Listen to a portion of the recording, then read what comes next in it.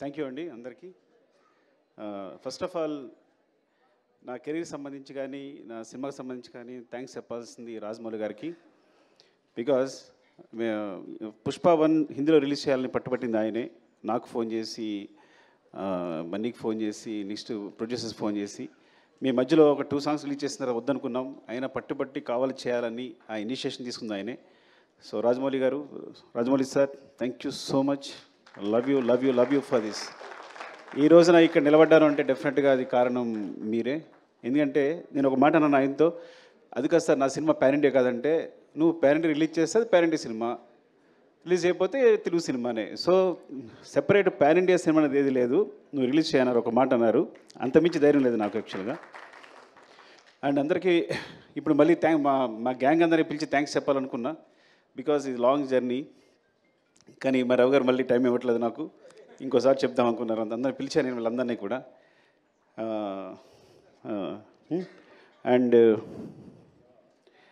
అదే first of all ఎలా feel అవుతానంటే, సినిమాకి సంబంధించి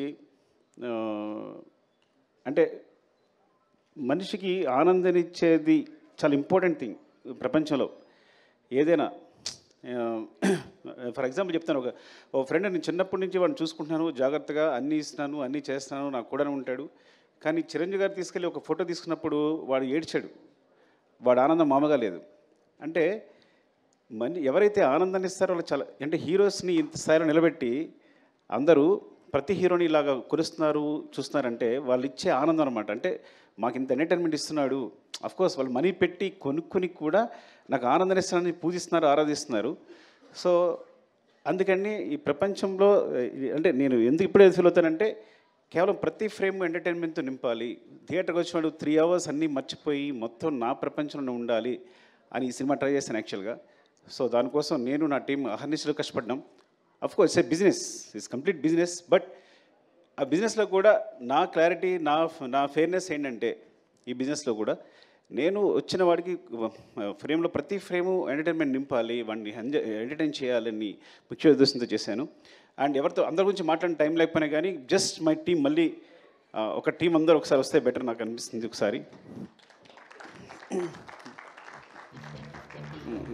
So we request Sukumar's team and on the stage.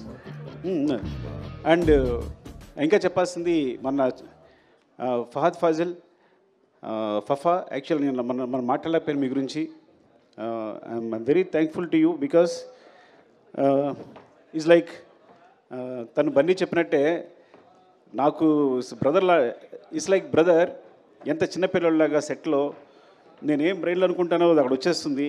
Malayalam artist అయినా కానీ నేను తెలుగు అప్పటికప్పుడు డైలాగులు మారుస్తూ ఉంటాను.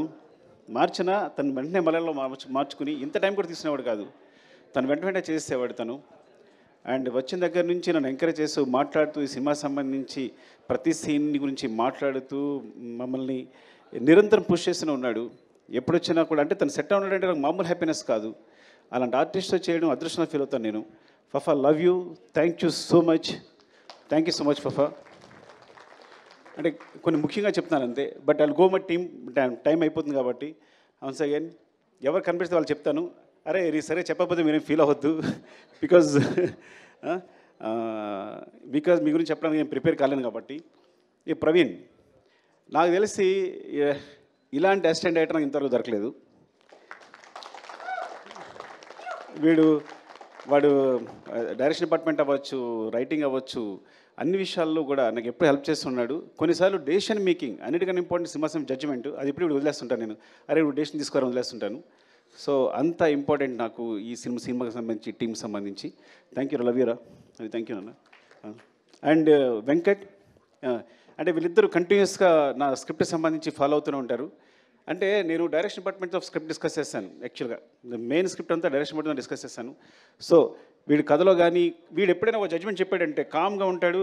సార్ ఇది బాగాలేదు అన్నాడంటే అది నేను వెంటనే తీసేసుకోవాలి, నీకు మళ్ళీ తిరగలేదు, నేను వెంటనే ఫాలో అయిపోతా. వెంకట్ అవునా అని వెంటనే అది మార్చేస్తాను కూడా నేను. సో ఇట్స్ లైక్ తన జడ్జ్మెంట్ అంతా వాల్యూ ఇస్తాను.